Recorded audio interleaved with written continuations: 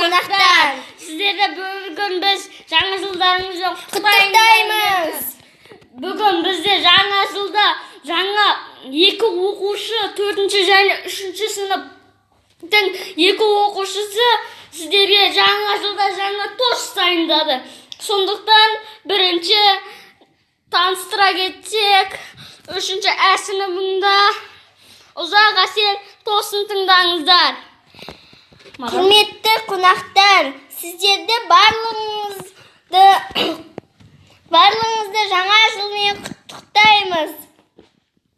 Осы дастарханның басында бәріміздің басымыз бірігіп, тойда кездесе берейік. Сол үшін алып қояйық. Қане.